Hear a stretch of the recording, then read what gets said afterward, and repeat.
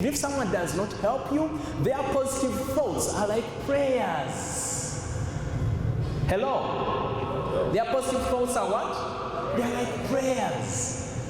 People will wish you good. How many of you are now wishing KSK to even grow further? How many of you are wishing that? Yeah, that's a prayer. And now KSK is going to go to an even higher level. That I know. Because these people are wishing you good. The other thing he taught me is, this is what he said. He said, I don't have land to give you, I don't have cows to give you, but I give you an education. So for some of us who are still in school, please value school. I was about to say skill. Yes, value school and skill, if I may put it that way. So what my dad was passing on to me, indeed he didn't have those things, but I'll tell you right now, I have the land. I don't have the cows because I choose not to have them now. But you see, once you develop the skill set, then I also have to add attitude, the right attitude, because you might have the education, but if you don't have the right attitude, then you can't go far. So when I see some of us are from high-end schools like Kaboja, that tells me either your parents are well off or you have well-off guardians. And let me tell you something. Can I tell you a secret? Some of us in high school, in good high schools and the like, can I tell you a secret? Are you ready? Are you ready? The wealth of your parents and guardians is their wealth. Their only responsibility they have is to educate you, provide shelter, provide you love, give you support, but other than that, work for yourself. Because sometimes I see children from well-to-do families, from well-to-do, they just relax. No, I don't need to work another day of my life. Wrong mentality. Am I communicating? It's a wrong mentality. Work for yourself. So anyhow, my dad taught me, then the other thing, I had stopped, this is the second time I'm sharing it in public. When I was the age of 6, I attempted to steal money. Not attempted, I actually stole 100 shillings. I hid it under the soil. My dad beat me thoroughly with a wire, not this chibok, a wire. That forced me to go dig out the money and hand it over. From then on, I learned that money which is not yours, you never touch. Anything that is not mine, I never touch. And if you really want to grow in life and in business, remember, don't take things which are not yours. Skill and ability takes you to the top. Character keeps you there. If I were you, I would write that one down, because that's priceless. Skill and ability will take you to the top, but it's character which will keep you there. My dad was an LC1 chairperson, and someone stole a TV from a very wealthy man there in Ruti. He was an LC1 chairperson. So somehow, I don't know how he got to recover it, so he recovered the TV and then took it to this wealthy man and said, here. The guy was like, I've never seen this in Ruti, because I told you it was full of thieves, you remember? So it was known for thieves and all that. So the man was so impressed that he even started making me to sleep at his home whenever he would be away. I would be the one to keep the place. At the age of 9, I lost my mom and grew up with 2 stepmothers. One of them didn't like me that much, so I grew up in challenging circumstances. I grew up with low self-esteem.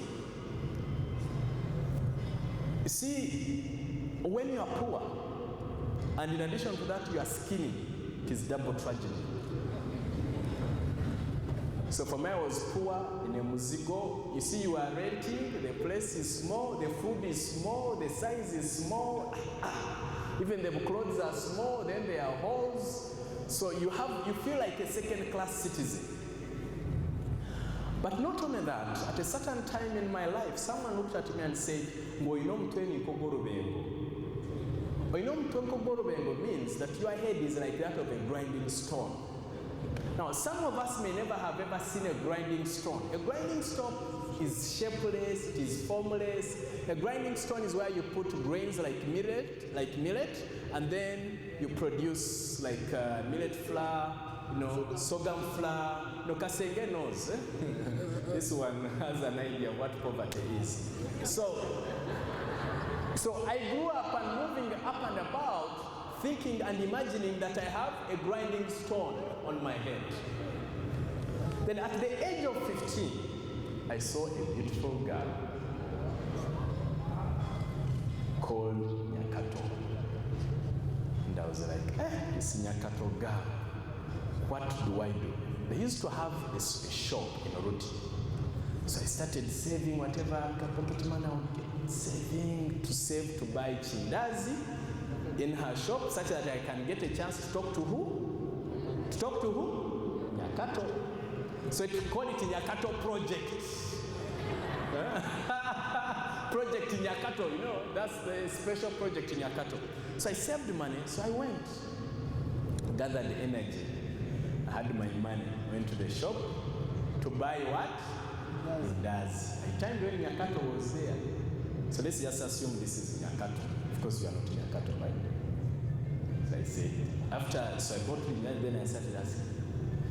I matched the first bite, said, I would like you to become my girlfriend.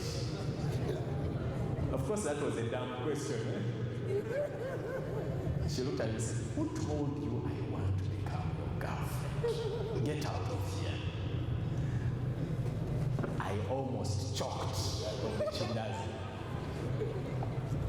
From then on, I started telling myself a story. And this is very useful for you to learn. I started telling myself a story that women don't like me. That's the story I started telling myself. And I will tell you how it impacted me later. So I started looking at myself that way, started shying away from women or girls for that matter. And here is a question for you. What story are you telling yourself? I started telling myself that story. So anyhow, I grew up, I know what it means to live on 1 meal a day. So for 60% of the year, we would be living on 1 meal a day, which meant a cup of porridge. That is around 4 p.m., around this time, because it's between lunch and supper.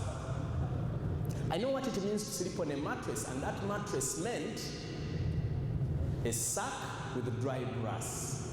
That was the mattress. Made it to high school luckily. My dad was very protective. At the age of 15, I discovered I had a gift in speaking. That was how I got to know Pablo. He was also gifted in speaking. He was in senior 2, I was in senior 5. And I rocked the house by divine accident. There was something called Children's CMOC debate in 1994. I found myself representing Barra district. We were 15, Pablo did, because we had only to get 1. And I beat you there. You beat me on comedy, but debate I beat you, sir. Okay? So I represented Barra, but he was too sharp for his age, to be honest. Let's give him a hand. He was too sharp for his age. I still respect him for the fact that at that level he could compete with people like us. So I discovered I was one of the best, so I represented Uganda. So my self-image changed. So what's the lesson there? The lesson is attempt as many things as possible to discover yourself. Don't shy away. At your age, if I had not taken the risk to compete, I would not be speaking before you here.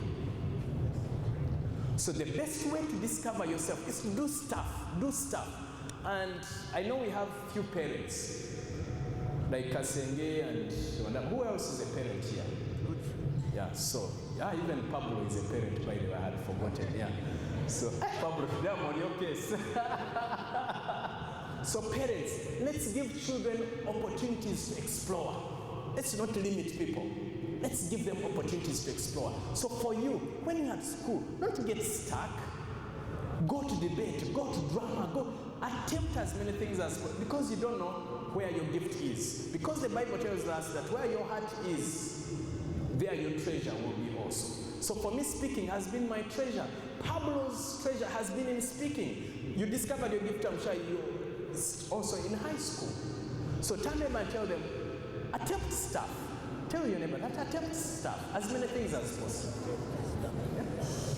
Do as many things as possible. Because you don't know where your gift is until you attempt. Are we together? Am I communicating? And through your gift, here is a clue. When I'm teaching business, there are two quick ways to do business. Two sources. Number one, your passion. What do you love doing? Where is your gifting? Start to turn that passion or treasure into cash. You ask people, how can I get people to pay me? That's how I did my business. That's how I'm making a living. The second way is what I call the problem solution strategy. You find people complaining about a certain problem, solve that problem at a fee. That's the problem strategy. So two strategies. The passion strategy, you find something that you love, that you're gifted at, and you find people to pay you. That's the route that Pablo and I have taken. Then there are those who find a problem, like, bins. These people who collect garbage around. The guy apparently who started that business, unfortunately I'm told he passed on, when he told people, oh, I'm going to start collecting garbage, people were laughing at him. Saying, garbage, you are an educated fellow, garbage. But you see, garbage is a problem. He solves that problem for you, pay him or her. At the age of 17, my dad passed on. He died. And I was officially an orphan. Now, it's one thing being an orphan, it's another thing being a poor orphan. That's another huge tragedy. But luckily enough, my dad had made friends. Remember, for him, he believed in friends. You remember that? It's my dad's friends who contributed money for me to finish A-levels. And by God's grace, made it to Makerere University on government sponsorship. I thank God for that. Because, you see, some of us, if there was no government sponsorship, I wouldn't be here. I wouldn't have made it to university. There's no way whole clan would have sponsored me. Just to give you a clue, when I arrived in Kampala in 1996 to go to Makerere, I knew 3 influential people in Kampala. They are my uncles. The most educated was a P7 graduate, and they were all in a window market selling second-hand shoes. That's how rich our clan was. Of course, now things are much better. When I went to the university at the age of 19, because I was very active using my gift, I was picked on to represent Uganda at the Commonwealth Youth Forum in 1997. I went to Scotland, met even Prince Charles and the like. But then in 1998, when I was in church, one day at University Community Fellowship at Makerere Community Church, there was this gentleman who was preaching, never give up. And again, why I believe that whoever is here is the one who's supposed to be there. That church had just started. We were about 20 or 30 people, about that number. And there was one of the members in the church seated. This guy was preaching, never give up. I felt it in my spirit that that's what we need in Africa, to give people hope. So I went to this gentleman called Gerald Seroy. I said, can you become my mentor? He said, yes. So he's the one who started teaching me, goal setting, having a vision, and the like. He believed in me, he inspired me, he encouraged me. And had it not been Gerald, again, I wouldn't be here. But many years later, I've impacted millions of people. But because of that one person who inspired me. So that's why sometimes when I receive the call from like KSK to come here, and once I hear that it's young people, if my calendar allows, I come. I have a million things on the table. But when if I know that you are here, I come because someone came to me also. Someone inspired me also. And I pray that God keeps reminding me and ask the adults to remember that at one time ourselves we were as young as you are, and someone touched us, inspired us. You see, when I'm speaking to you, I'm not talking to a 15-year-old, to a 17-year-old, I'm not talking to a 20-year-old. No, when I'm here, I'm speaking to future ministers, to future presidents, to future architects, to future chemists, to future artists, to future musicians, to future multi-billionaires in dollars, not even shillings. That's what inspires me. And that's how I want you to start looking at yourself. The people who are putting this event together, it's not easy. In Kampala, even getting 10 people to come and listen to something useful, it's tough. But if it is a musician, the place would be full. Muso music, he's saying. Where was I? Yeah, so from then on, I discovered I also had a gift in encouraging people, and I said I'm going to become a motivational speaker, to inspire people, to make a difference in this world. And from then on, I declared myself so. And there's a principle in that. 20 years ago, the people who are older like us and younger, like they will tell you, 20 years ago there was no business, there was no industry in Uganda called motivational speaking. It was not there. He'll bear me witness. And this is a principle in life. You don't need permission to start. Write that one down. You don't need permission to start. I have to add, so long as it is legal, moral, and ethical. Then if it's unethical, be careful. But if it is legal, moral, and ethical, you don't need permission to do what? Tell your neighbor, assure your neighbor that, because sometimes you may not hear me properly, assure your neighbor that you don't need permission to start. And start with whatever you have.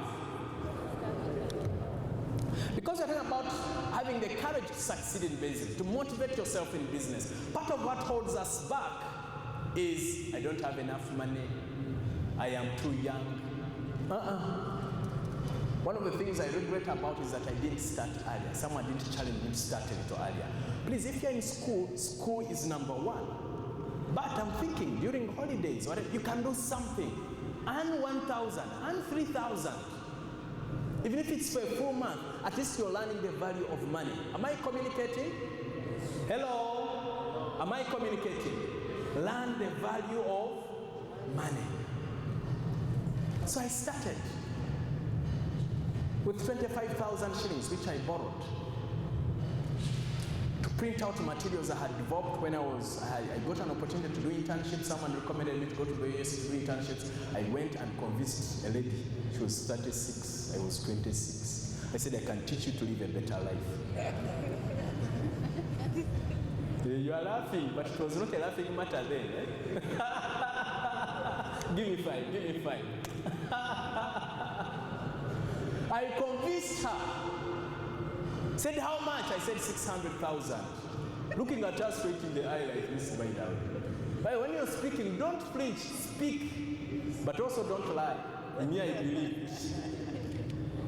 So anyhow, she refused the 600,000, said, can I, this was a medical doctor, said, if I bring 2 other people, can I get a discount? I said, yes.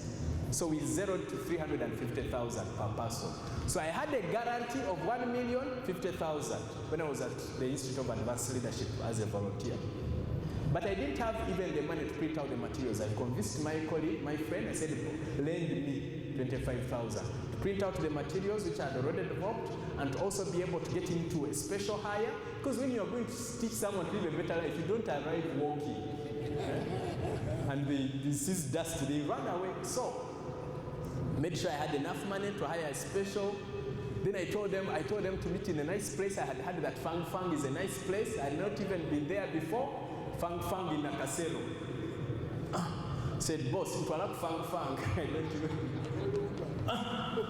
Kasenge saying, Nenumba. Fang Fang, I arrived with my 4 files. Said, you bring juice. The money was enough for juice. But I assured the lady that, please, when you are coming, make sure you come with money. So she guaranteed me that the money was coming. That's how I started. 20 years later. That was in September 2003. In September, I'll be celebrating 15 years of self-employment. Doing what I love, and I started as a youth. 2003, I was 26 years old. Not much older than some of us here. So it is possible. Now, it does not mean that it is a journey for all of us, but what has happened since then? But I had a dream. It started with a dream. Please write this one down. Dream as big as possible. Dream. You don't need someone again to give you permission to dream. No one says, oh, dream big. And by the way, also, you have to be careful.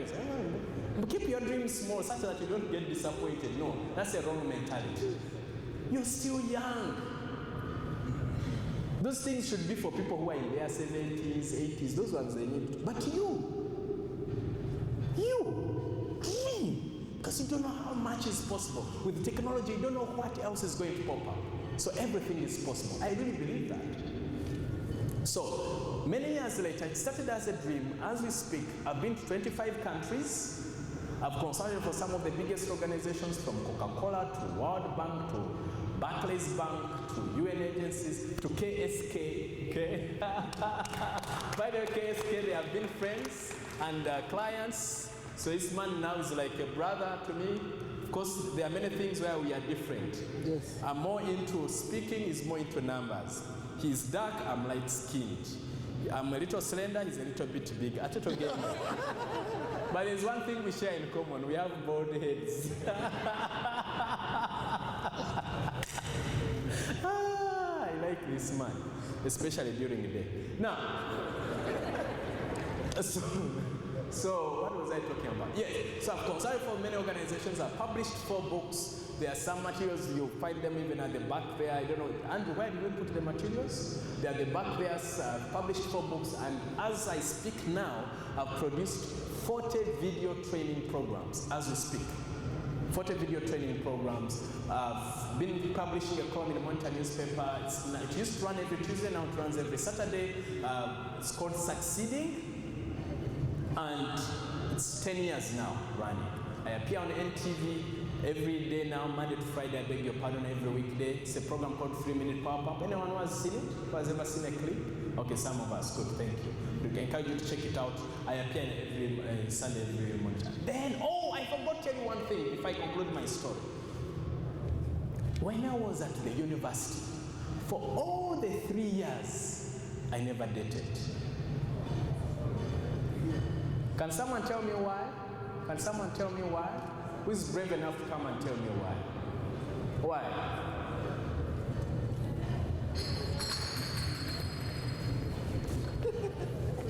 Please stand and deliver.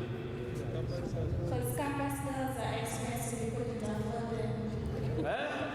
Couldn't afford them. Are they tomatoes for buying? Yes, what do you think? How come?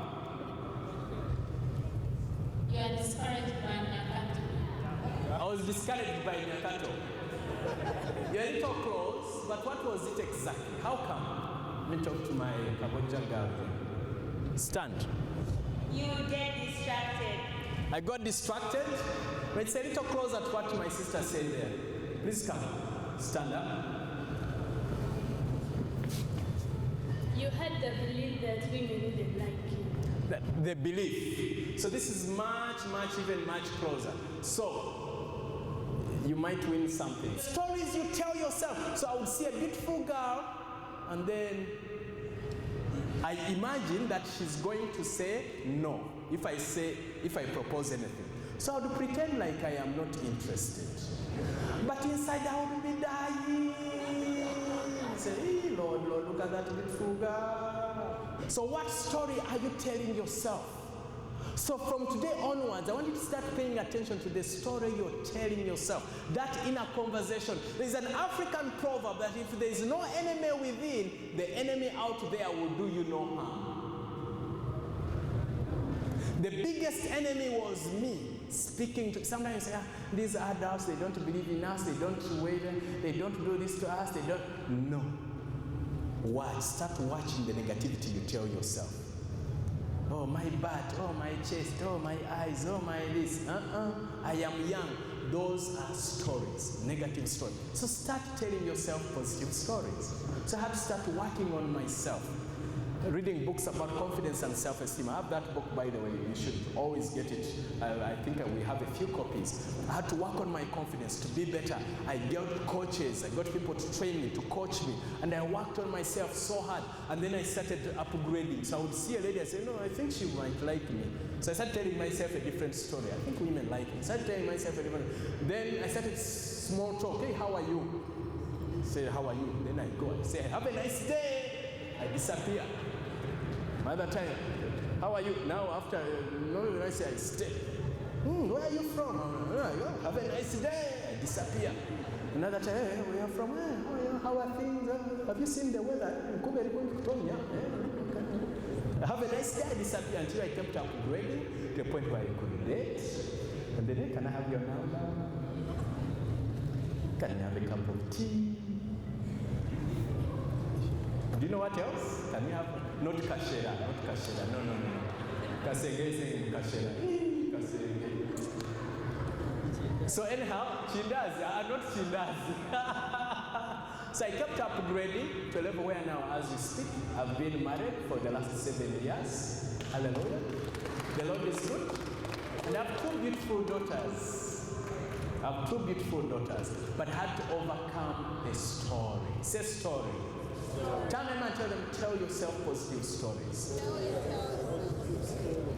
So, but as we talk about business, sometimes you experience setbacks, whether in business or in life. So the question then is, how do you respond to setbacks? I like what Nelson Mandela said, that I never lose, I either win or I learn. And I love that. So Charles, by the way, is the one who helped me to prepare this presentation. Let's give him a hand. He's right here. You can wave to the voters, Charles. So I had never come across this. I don't know where he found this. I've always held the same mentality that for me, the Ethan Mussolini version is I either get what I want or I learn something. Either way, I win. So that's been the Ethan Mussolini version until I came across it. So you remember Charles, I was telling you, oh, this is the same mentality, just say differently. So for me, I either get what I want or I learn something. Either way, I win.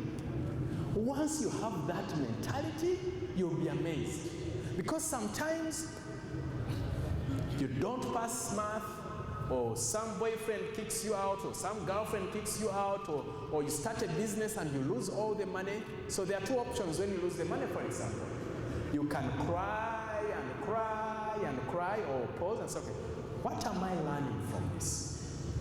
By the way, this is how you learn. Let me give you the questions to ask yourself. What am I learning from this?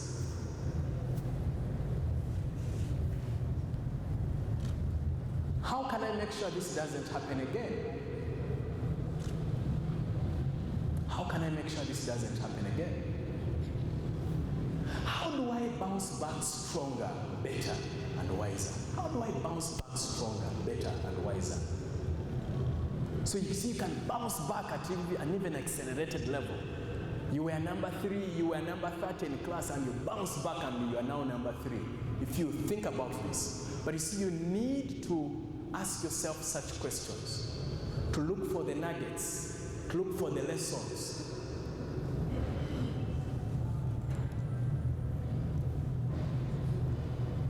See, there are also situations. I'm sure you've ever heard of the principle of looking at the glass half full or half empty. When you are in challenging situations, ask yourself, what's good about this?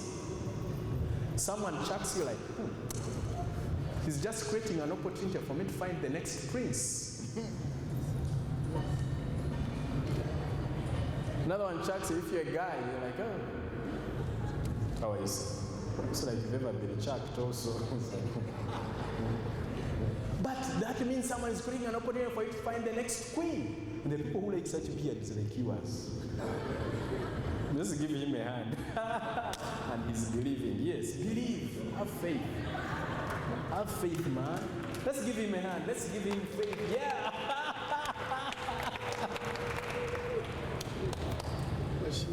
The third principle around dealing with challenging moments, this is a mental model framework from Jeff Bezos called Regret Minimalization Framework. He wrote a book, which I would encourage some of us who are interested in business to learn a lot from it. It's called Everything Store. And it's about the life of Jeff Bezos, especially his life with Amazon. People who think on a first level, they think, oh, I just need to enjoy these sweets. But second level thinking says, okay, but how is that going to impact my health? Okay, my teeth might get it. Okay, then if my teeth are affected, what happens to the rest of my health? My health will be badly off. So you're always thinking, if I do this, what does it cause and what does that cause bring about in life? Oh, I'm going to steal. Okay, you're only thinking about earning now. But if you think about it, one day you might get caught. And if you get caught, what happens? You lose your name. And if you lose your name, you've lost everything. You understand? So when you think at different levels, then it enables you to make wise decisions. Does this make sense? Yes or no? Yes. Okay, good. The other one is find a mentor or coach. Find someone older and wiser who can inspire you, who has good values, who is successful in business. If you want to set up an accounting firm or an audit, then talk to Kasenge nicely. And the best way to find a mentor, give something. Don't just ask, give something back. Go to him and say, you know what, I'm willing to come and clean your office every morning and night, and so long as you spend 20 minutes with me once a week. He will say yes, because then it means he's not going to pay for the cleaner. Now someone says, hey, how can I clean it? Well, that is the wrong mentality, because I know someone who started as a cleaner. He had a diploma, started as a cleaner at Power FM. Within less than a year, he was the general manager. Attitude. Now, this is a model we believe works at Success Africa. This is a model we believe in life and business. Number one, at the bottom, you're looking at the medium. What's your environment?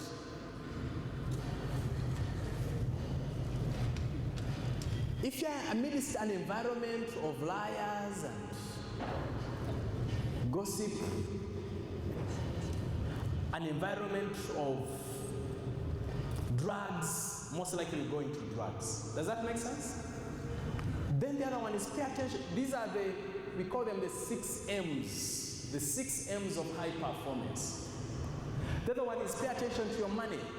Even when you're getting pocket money, save some of it. There's a young man I'm coaching, he goes to Coventry University, and I was telling him he would gets pocket money and he chews all of it. Zero, leaves zero. I said, no, save some of it. You could even buy chicken in the village, and before you know it, when you come back another semester, that chicken would have given birth, and then you have some chicks which you can sell off and generate more money. So start saving money, start saving, investing. The other one in the middle is moves. What kind of actions are you taking? Because every action has a consequence. So what kind of actions are you taking? Are they helping? The next one, which was one of the most influential, is your mates or friends. That show me your friends, I'll tell you who you are. If you want to succeed in business, hang around successful business people. If you want to excel in academics, hang around those who are succeeding in academia. You want good morals, be around people with good morality. The other one is mind, your thoughts. The 5th M is your mind. What are your thoughts? What are you using in your mind? What are you thinking about? Think about positive thoughts. Think about what you're investing in your mind. If you go there and you're watching Agatari Kung Fu, you're reading Haina, you're just consuming negative stuff, you're watching horror movies, it's amazing. Someone spends money and time and they travel all the way to watch a horror movie. And I'm like, don't you have enough horrors in your life to even pay to? And then before you know it, in the night you have nightmares. My wife used to watch horror movies and I told her, no, it's dangerous for you because I'm sure you have nightmares. She said yes. So she stopped. Be careful what you're feeding your mind, what you read, what you listen to, what you watch. And then finally, your words, your mouth. The last M is your mouth. What are you saying? What you say will either bless you or curse you. Say nice things to people. Be courteous. Say thank you. Say please. Wish people well. Wish people nice things. Say things that are encouraging. Because once you give a word, you can't take it back. Don't lie. Speak the truth. Watch what you say. Prophesy nice things. Never say, I am broke. Say, I am looking for ways to make money. Because when you say, I am broke, you're prophesying that you have no money. In Uganda there is a saying, "Bolulimi lutonzi." What you say creates. Your tongue creates. So what are you creating? Create positive things. Prophesy positive things. Sometimes I people say, "I have a small company." I'm like, don't say it's a small company. And I'm not even saying that you lie that I have a big company. I say, I have a company that deals in so on and so. That's what I used to say when I had just said, "Oh, I have a small company." Someone told me, no. So whenever I hear someone say, "I have a small company," that's a wrong prophecy. Prophesy positivity. Tell them prophesy positivity. So finally, I want you to turn to your immediate neighbor. What are you going to stop doing and start doing? Say, "I'm going to stop doing this and I'm going to start doing this." Share with your immediate neighbor quickly. 10 seconds. I'm going to stop doing this and I'm going to start doing this.